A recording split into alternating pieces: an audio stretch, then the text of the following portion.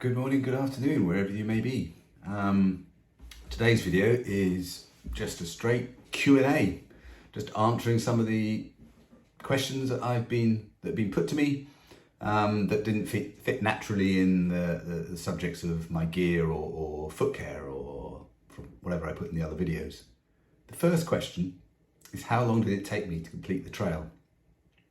The Appalachian Trail, the actual length seems to change each year. It gets slightly longer. And you can see this as you go through the trail, and you see signs which put the Appalachian Trail at 2,180 and things like that. But for 2023, it was 2,198.4 miles. You do far more than that because as people will find out, as you move along the trail and you reach a point to go to a shelter, the shelter might be 0.3 to your left. So in fact, you've done 0.6 extra. But it's 2,198.4 miles. The trail took me 145 days. I did register at the start at Amicalola Falls, and my registration number was 1,540. I registered again at Harper's Ferry, where I think most northbound thru hikers do register, and there I was number 393. At the end of the walk, when you get to Baxter State Park, which is where Mount Katahdin is, they control registrations, they control how many people go into the park, so you do have to register. And as a northbound hiker, I was number 372. So I started at 1540 and ended up at 372. The next question I've been asked is, how hard was the trail? Well, it was hard. You don't walk 2,200 odd miles and it's easy. But I split it into two bits, the physical and the mental. Physically, yes, it is hard, but the age range of people that complete it show you that providing you're relatively fit, it is a doable task, doable endeavor. For me, and for most people I spoke to, it's actually the mental side that's the hardest side. I think you do need a degree of stubbornness beyond having sort of a joy of walking and the joy of the outdoors. You need a bit of stubbornness because you will be tested. And it's in those times when you're tested as to, do you really want to go on? What I would say, for me, anybody who put themselves on the start line and told everybody they were going to be on the start line deserves credit. You've stood up and done something that pretty much nobody else does. Obviously, if you're lucky enough, as I was, to finish, then yeah, that's an incredible achievement. But certainly, if you get on the start line and you do 300 miles, 400 miles, 900 miles, yeah, you deserve credit as well.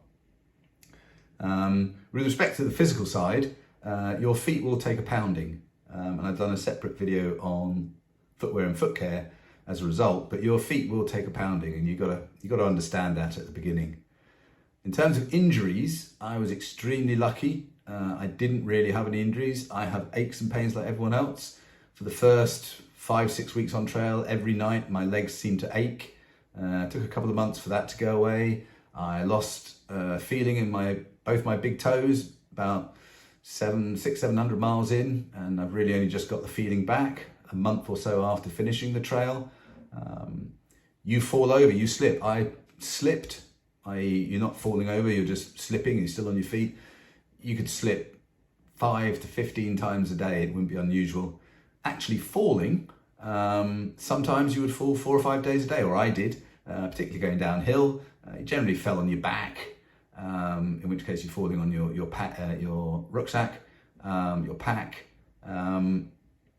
and you could go days without falling over. Obviously, in the more rugged sections in New Hampshire and Maine, you fall over more, and in the more the less rugged sections in Virginia and places like that, yeah, you don't really fall at all. But yeah, that's how hard was the trail. Yeah, it was hard. And thank goodness it was hard. There's no point doing it if it was easy. Next question is, did you stay in shelters? Did you use shelters? And I think this needs certainly needs a bit of an explanation, because I know in my videos I said, oh, we reached a shelter. I didn't stay in shelters very often. Out of the 145 days, I only stayed in shelters 11 days, 11 times. 3 of those were because I didn't have tent poles, so I didn't have a tent, so I had to stay in shelters those days. The other days, the majority of them were when I knew there was going to be a series of thunderstorms overnight, and it's just easier just to stay in the shelter. It's a lot noisier, but things don't get quite as wet. What I would say is walking from shelter to shelter, it does give you a target point to walk to. And the good thing about shelters is they have privies. I think there's only one shelter I came across which didn't have a privy, and they have water sources. So that sorts out sort of some of your tasks that you need to do for the day. Another question, how often did I stay in a hotel or a hostel? Well, this is quite interesting because this is far more than I thought I would. Out of the 145 nights on trail, 35 of them were in hostels or hotels. And it didn't actually mean that I would spend the whole day off and then be in a hostel or a hotel. Often you'd walked 15 or 20 miles and ended up in a hostel. And this was particularly the case in Vermont with all the rain that we had. We would walk 15, 20 miles, camp, the following day, walk another 15, 20 miles, and then stay in a hostel. So about 40% of my nights in Vermont were spent in hostels or hotels. But as I say, 35 nights out of the 145, the vast majority were in the last 600-700 miles as we started to slow down and take our time. But yes, that's staying in a hotel or hostel. Just an extra bit on hostels. Every hostel did its job. Some are luxurious, like Hostel of Maine. I can see why people spend days there. And some were run by incredibly knowledgeable and supportive people like Shores, just for the 100-mile wilderness, and Hikers Welcome.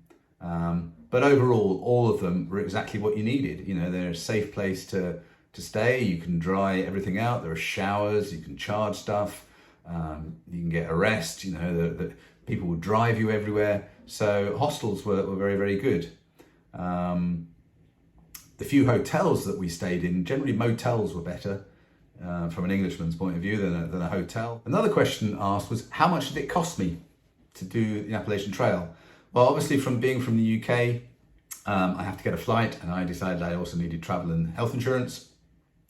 So that cost was just over around £1,000, say, which is about $1,200 at the exchange rates that were prevalent during my trail.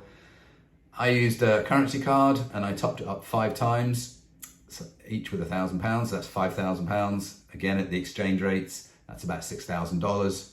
So 1,000 to get out there, 6,000 on the trail.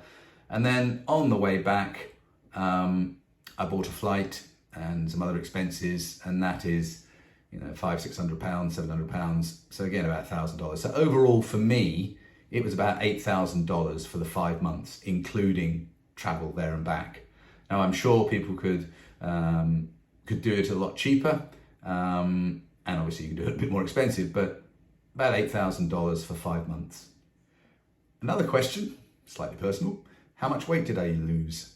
Well, before I did the AT, I did a 1 month trail in the UK called the Southwest Coast Path, which follows the coast for 600 miles. And one of the things that came out of that was just how much weight you do lose. So from that point to when I actually went on the AT, I deliberately put on weight, knowing that I would lose weight. Also on the trail, you do come across scales on a fairly regular basis, and you all weigh yourself, but what was pretty apparent was no idea whether the scales actually worked or not. So sometimes you went on and you'd lost 5 pounds, and then 2 weeks later you get on something and you've gained 4 pounds, which clearly wasn't right. What I do know, just as a sort of a ready reckoner, is I lost more weight than I actually carried on my back. And overall, I probably lost about 25 pounds, including 5 or 6 pounds that I put on. which is 11, 12 kilograms. And a month after coming back, I've probably put on 1 or 2 kilograms. But yes, I did lose weight. I don't know, pretty much everybody lost weight. I think Full Milk was the only one who stabilized and didn't lose a great deal of weight. But all the blokes lose weight. Another question, was it easy to get into a tramily? A tramily is just a phrase of, I suppose, of travel and family, and it's just a concatenation of those to make tramily. How easy was it to get into one? Very easy indeed. I probably had 3 or 4 tramilies that I walked the trail with. And really, it's determined more by the sort of speed you want to go. The tramily I started with probably summited a month after I did. All very lovely people, all fantastic, but they deliberately wanted to go at a much slower pace. That's fine, you know, hike your own hike, go your own pace. And then I had a tramily so that first tramily was only a few hundred miles. I then had some people I walked with for 600-700 miles. And then Full Milk was probably from about mile 1000, and Danny Boy was probably from about mile 1200. So the 3 of us hiked at least 1,000 miles together. What is clear is you might have this 3 or 4 people you walk with directly, and you arrange to meet at certain places to camp, and you know, you go to motels together and hostels together or whatever. But there are, certainly for me, my experience was 10 to 20 people that you know on trail that are either 2 days ahead or 2 days behind, that at certain points on the trail you hike with for 100 miles or 50 miles or 500 miles.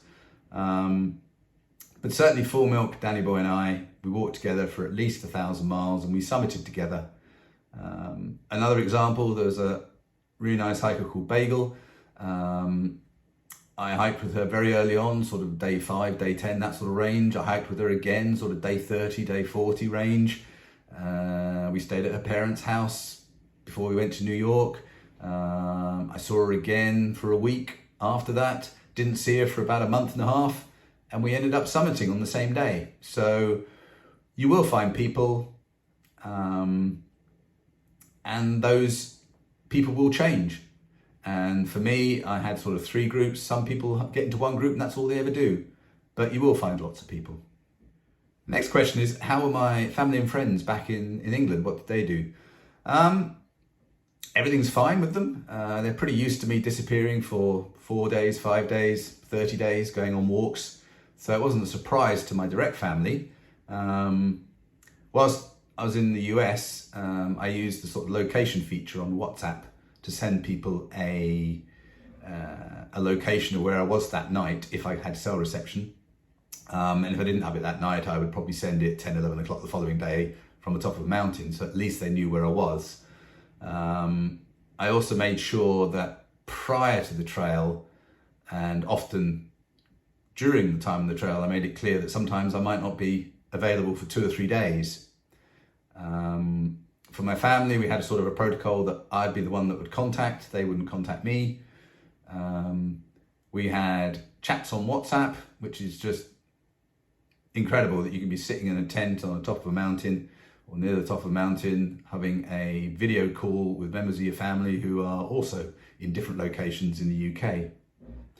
What is clear is, and this will be the case for almost everybody, is when you come home, people are sort of interested, but they really don't understand. And often your stories are met with just a shrug or a nod. You know, you're not getting sort of bunting and dancing girls and fireworks every time you come up with an amazing story. It's what you do. And your family don't necessarily understand totally. They can accept it and support it, but they don't necessarily understand. And that's certainly the case with friends. Another question I've been asked is, would I do a live Q&A? There's no reason why not. The issue I have is I'm based in the UK, and I have no idea what time of the day or what time of the week it would make sense to do one. I appreciate it would take me a few moments to work out how to do it on YouTube, but I'm not adverse to it.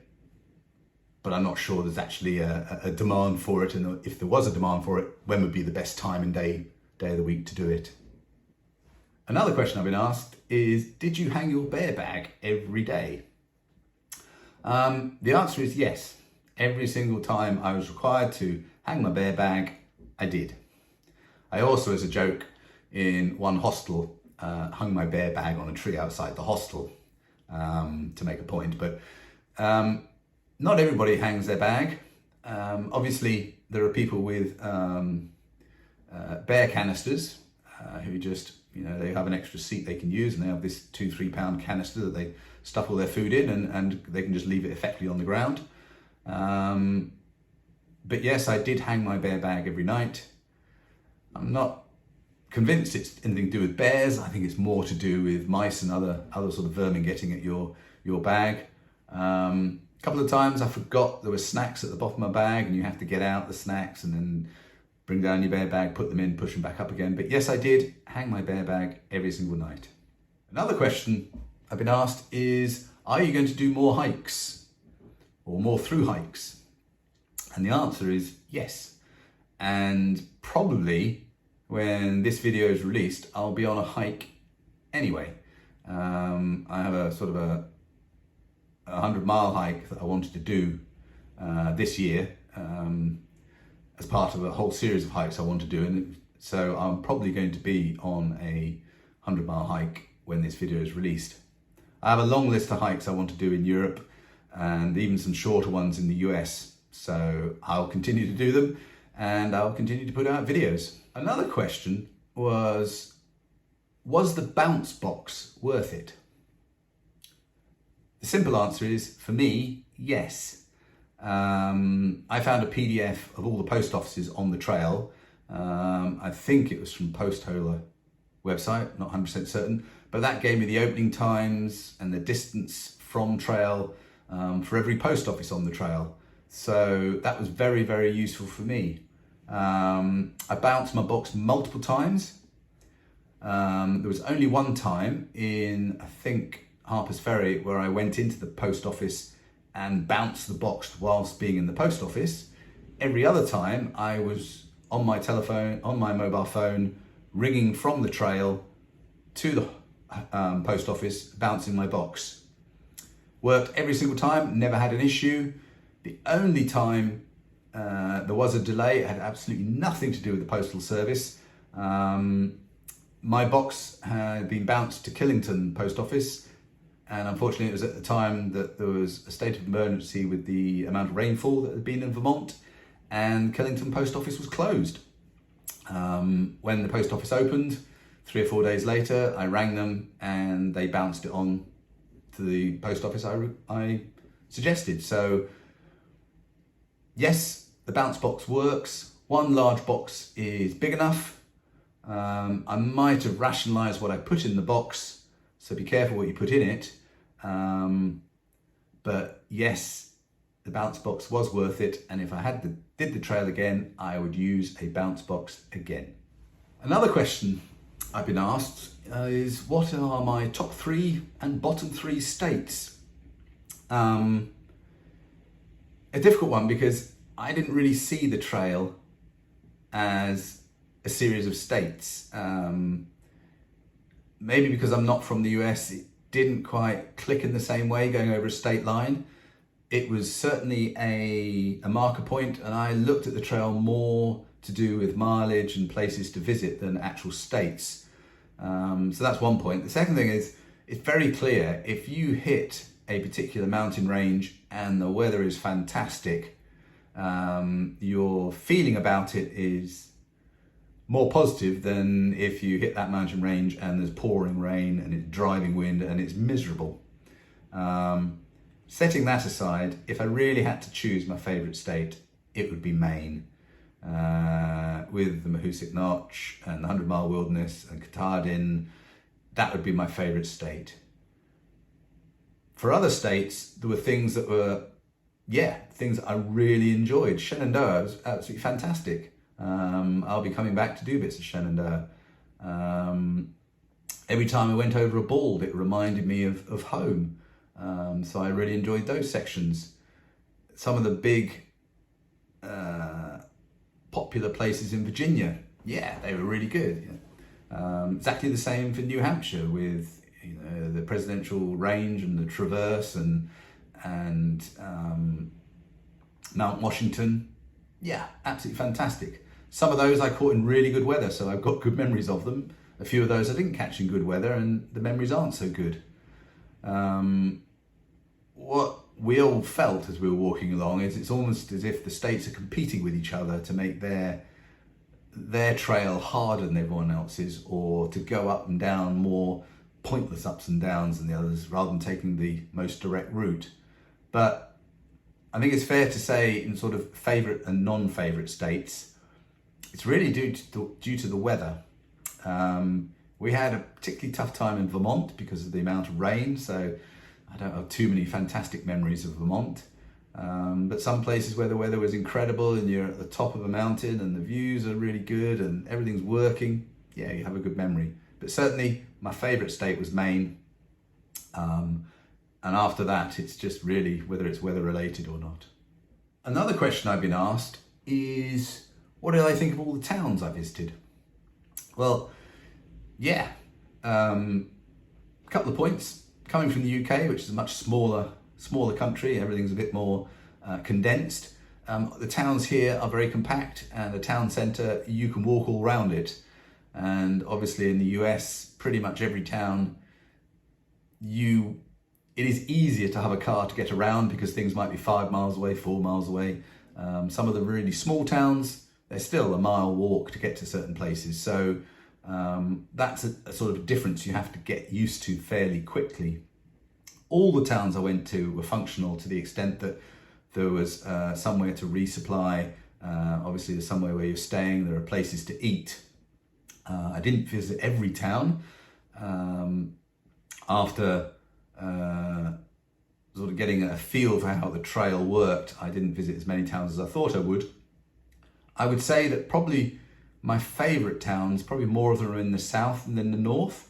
Now, whether that's just because of weather, whether that's because of the cost, I don't know, but Damascus I liked, Port Royal really liked, Harper's Ferry, that's a beautiful place, Petersburg, Hot Springs was pretty early on, but that was a really good place. Kent, well, I only visited Kent because I had to visit the post office to get some new shoes, but that was a beautiful little town.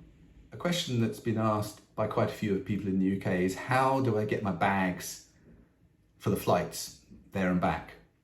Well, on the flight to the US, I used a suitcase that my wife and I were going to get rid of because it was fairly decrepit. So I packed quite a bit of gear in that and taped it up and used that on the plane, and I took my rucksack as a carry-on with my tent in it and a few other little pieces that I didn't want to lose. And I wore sort of normal clothes, but the clothes I wore were old and I was going to get rid of and pass on to a charity. So when I got to the US, I left my suitcase and the travel clothes I was in at the hotel, with the hotel saying to them that they could either throw them away because they would have access to recycling and so forth, or they could take them and use them as they wished. On the way back, I got everything inside my rucksack, and I put my rucksack inside an IKEA sort of hold-all bag that my friends in Boston gave me. And I just put that in the hold, and the only thing I took on the plane with me was my fanny pack with various bits that you would need, your passport and wallet and things like that. Another question I've been asked is, did I stretch and exercise on the trail? Well, one of the things that it might sound odd, but in a funny sort of way, if you're up and walking for 9, 10, 11, 12 hours a day, you don't really have much time. Once you get to camp and you put your tent up and you have your food and so forth, there isn't a great deal of time. And I realised that from my Southwest Coastal Walk, that can be the case. So I knew that stretching, which is good, it is good for people of particularly my age, stretching would be important. So I did do an Achilles stretch and a soleus stretch pretty much every day, because you could just do those standing up. At night, when I was lying down on my sleeping pad, I would often do side leg raises, which helps your hip, which then helps your knee. And I had a cork ball that I had a series of exercises that I could do inside my tent, or not so much exercises, but using the cork ball to massage, parts of your leg. And I probably did that once, sometimes twice a week, when I could get into a shelter and do it at a shelter. But I found it difficult. You think you're gonna have time, and maybe you don't have as much time as you think. But I did do some exercises. And yes, they are important, but I know there are people who did the whole trail who never exercised once. The next question is about physicality. And people are asking, what's the best part about the physical side? Well, when I started the trail, I like to think I was fairly fit, having done quite a lot of walking. But what's perfectly clear is after 3 or 4 weeks, you do get very quickly into quite good shape for walking. And as I said before, I tended to walk or be on my feet for 10, 11 hours a day, every day. And that with few breaks. So you do get used to being on your feet. You do feel, if you're a NoBo northbound hiker, that the whole trail is sort of set up to prepare you for New Hampshire and Maine. That's what it felt like to me. And there are sections like the Shenandoah or the Cumberland Valley, which you just glide over when you get to that stage. Your body's in good shape, you've lost the weight, you know what you're doing, you just glide. And early on, something like the exit from the NOC, that's brutal. You're probably not that fit, and it's quite a long up. I had to buy some new clothes when I got home. My shape was slightly different, but physically I was okay. I think, from something I said before, people of all sorts of ages complete this. You basically do it at your pace and listen to your body, and you should be fine. A common question you get asked is about the mental game. How tough is it? Well, it is tough mentally. I think you need to be fairly stubborn to do long through hikes. One of the interesting things that we sort of found out on the trail is just how many single children or youngest sibling, how many there were on the trail. There was one point where there were 6 of us all together, and we were all the youngest sibling, and from families for 10 children, 5 children, 3 children, but we were all the youngest sibling, which was interesting. But I do think you do need to be stubborn. The mental game, I think it starts from the understanding that there are going to be mental challenges. And if you, before the trail, acknowledge that there will be, and you've worked out in your own mind some of the reasons why you're doing the trail, and that there will be hard times, that will probably almost be enough. In the first couple hundred miles, sometimes you came across hikers who would say, but I didn't realize it was going to be this hard, or I didn't really like to be out that many number of days. Well, you can prepare yourself for that before you go. The toughest part for me really was around the 1,000-mile Harper's Ferry 4-state challenge area, towards the end of Virginia and West Virginia and so forth, because pretty much everyone I was hiking with had friends or family come from home, took days off, walked part of it with other people, and that was tough because I obviously had nobody. I didn't want to be the sort of spare person in a family get-together. I don't think that's fair on the family or fair on me. So that 1,000-mile, didn't realise that, that would be tough. What I did know, and I did say to people, was that when you get over halfway, walks can accelerate. It's a really odd feeling, but counting down is almost quicker than getting to the 1,000, or if it's a 400-mile walk, getting to the first 200.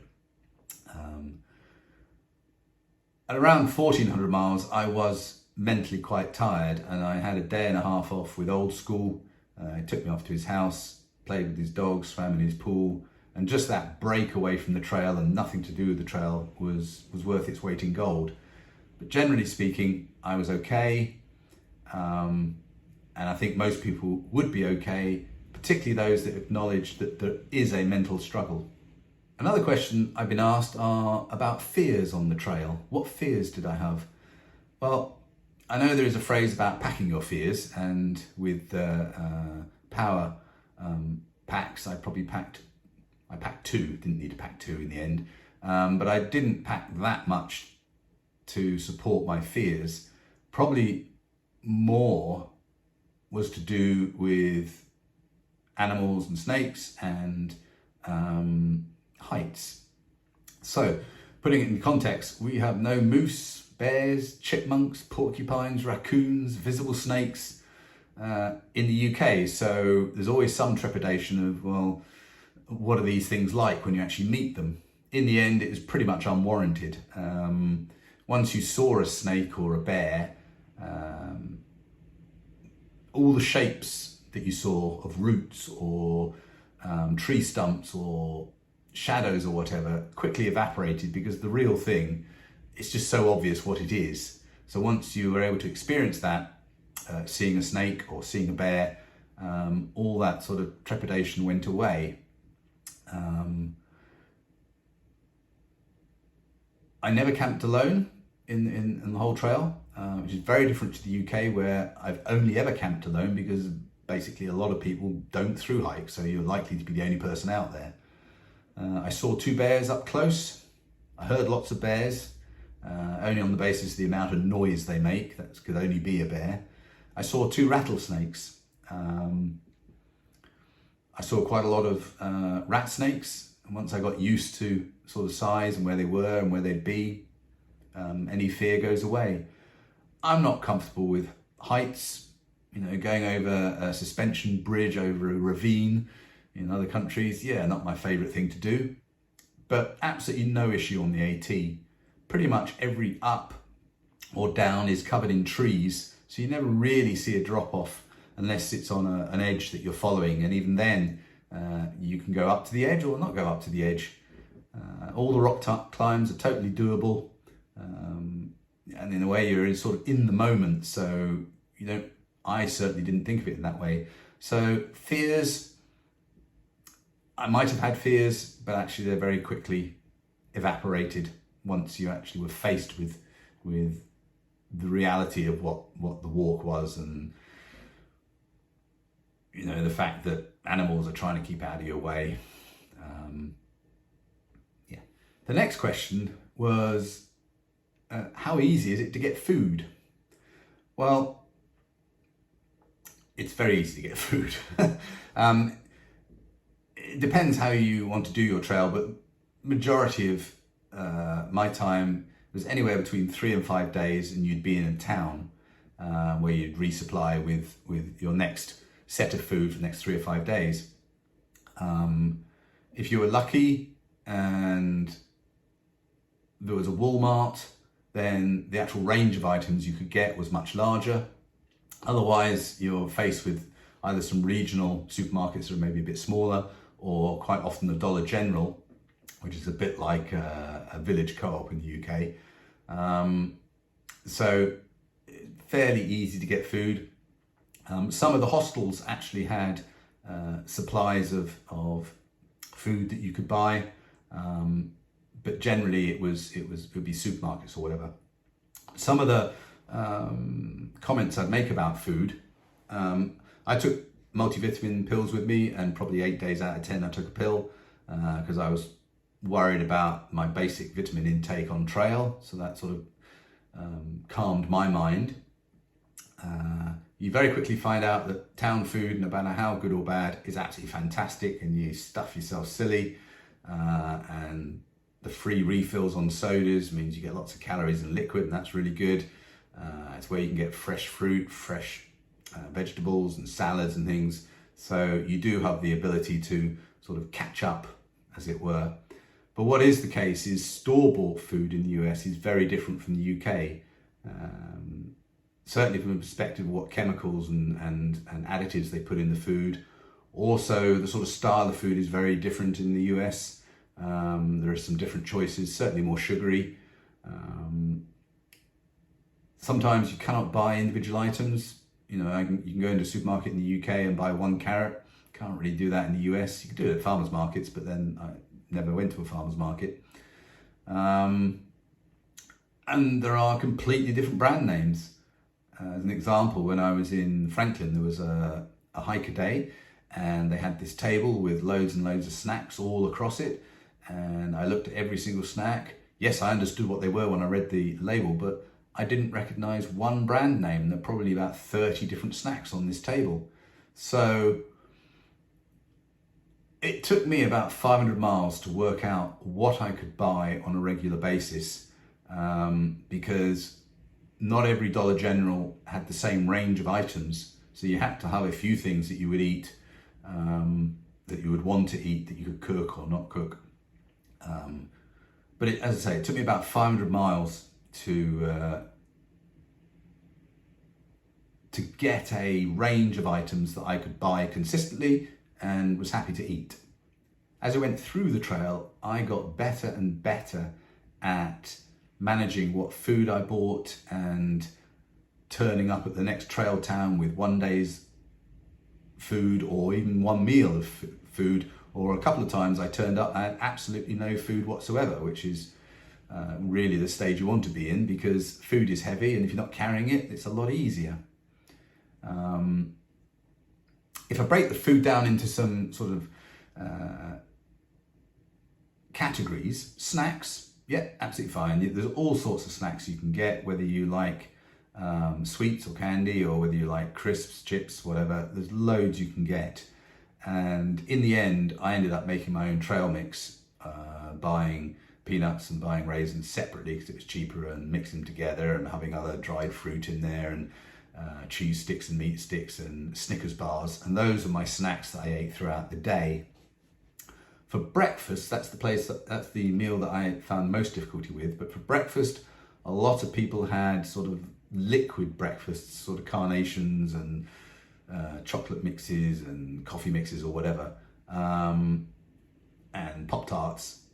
I swapped what I had for breakfast so many times, but the consistent things that I had that I was able to eat were honey buns, a fantastic American invention that you can't get in the UK, and dry cereal. I've often eaten dry cereal in the UK as a snack, so dried shreddies or dried mini shredded wheat or whatever, and I'd pack out those and eat those in a honey bun and have something to drink, and that would be my breakfast. Lunch, I would say 95% of people had tortillas of some sort, large, medium, or whatever, and a filling within them, and I was exactly the same. Eventually I gravitated to my filling broadly being avocado and bacon bits and bits of cheese and bits of salad, and I would regularly pack out 4 or 5 avocados and a bit of salad, which the avocados are fairly heavy and people are always surprised, but I needed to eat something, and that's what I could eat. For the evening meal, at the very start, I did try a few of these pre-packaged mountain meals that you can buy. Didn't really like any of them, never could get the amount of water required in them correct. So I would have a rice side with 2 tuna packets, some bacon bits, and a good squirt of olive oil, and that would be my main meal. And if I was still hungry, I might eat a honey bun or eat some of my snacks that I hadn't eaten during the day. But food, it's easy to get. You do need to give yourself a bit of time to put together a list of things that you would eat, and I actually had a list on my iPhone, and accept that you're never going to be able to eat enough for all the calories that you're using as you're on trail. Another question is, did I buy any equipment, or what did I buy in the US to support my trek?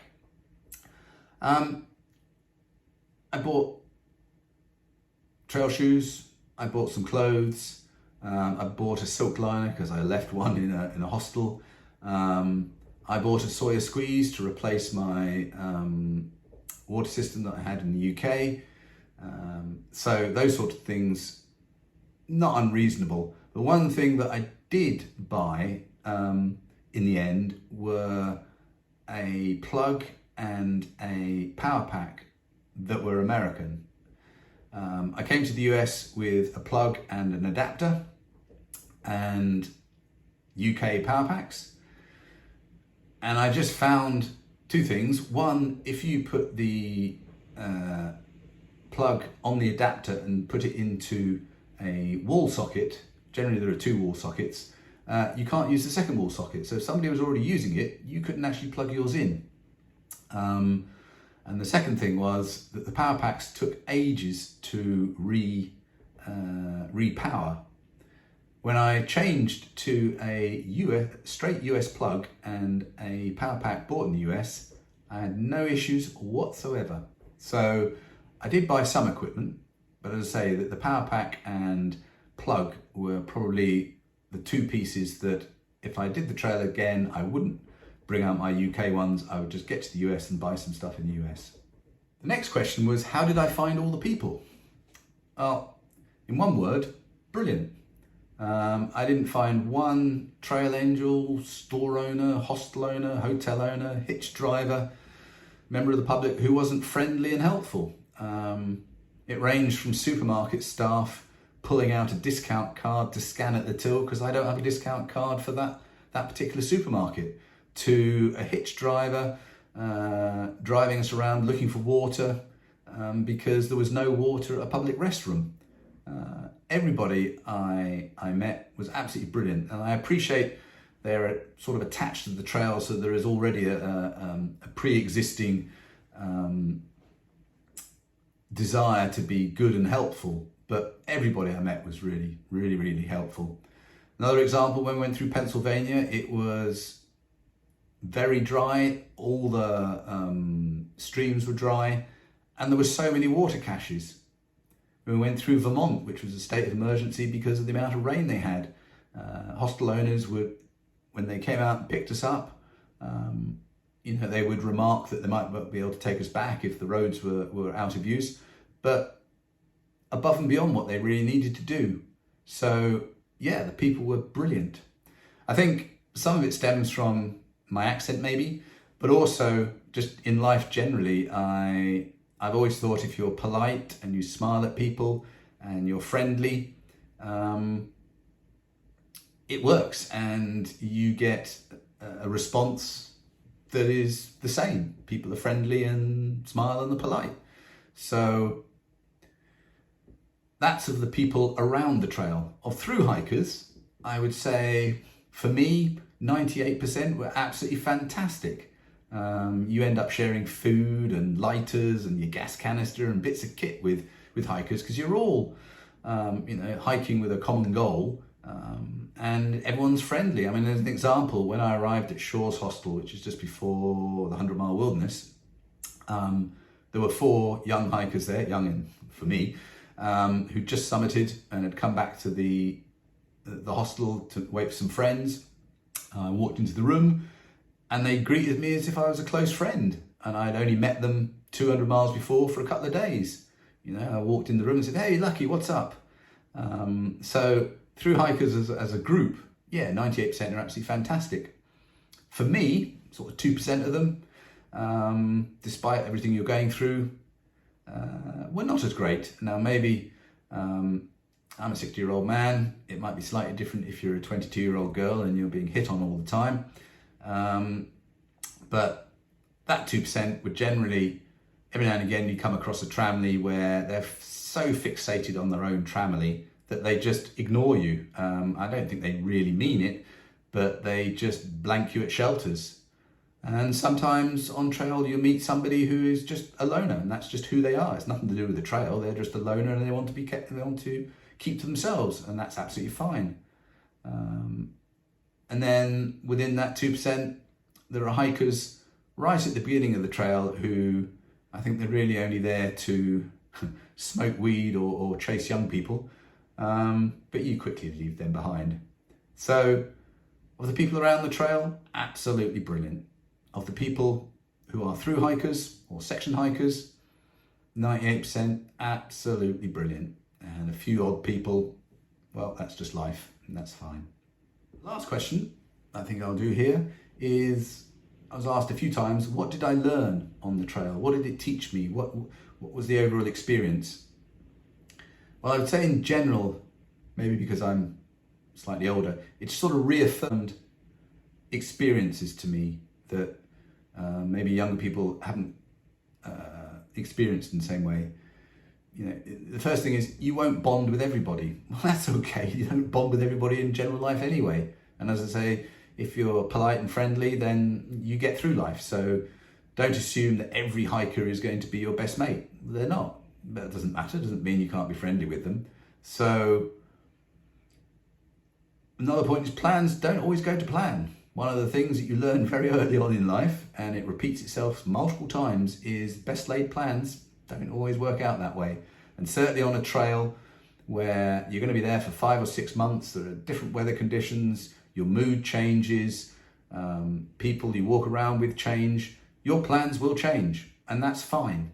There is an end goal.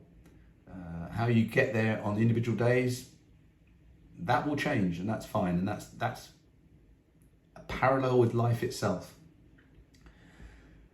As a group, we try to come up with these 10 commandments that we would release on Katahdin, and probably the first one was treat sketchy shit like sketchy shit, which basically says if it's sketchy, it probably is going to be sketchy. And that came to the fore very much in Vermont with water.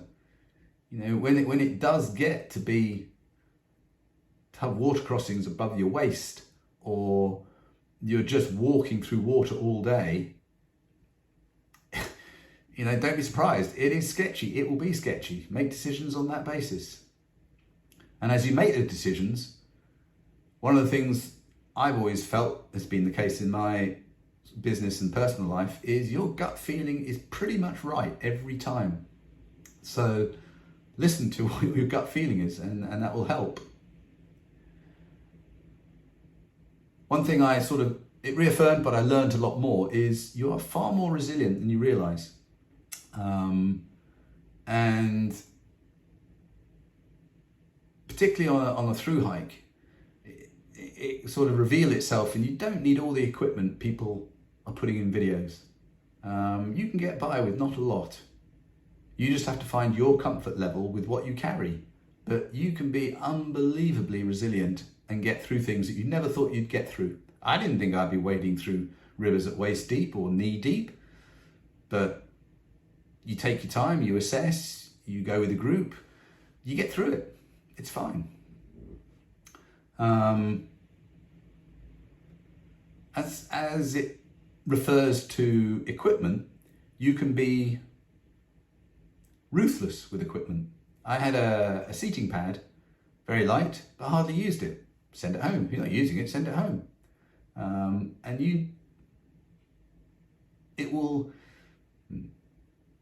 The trail will show you that you need very little to survive. Very few possessions. We all love possessions. We all have all sorts of things, but you can survive with very, very few items. Well, that's the end of the sort of Q&A session. Thank you for looking at my videos, and thank you for providing some questions for me to answer. Hopefully I've given some reasonable answers from my perspective, coming from outside the US into the US. I will be coming back to the US in the future to do more trails, as I can fit them in with trails in Europe and the UK. But thank you. One last point to add to the Q&A is the charity page, which will be in the notes to the video, and there's also a little splash screen at the end.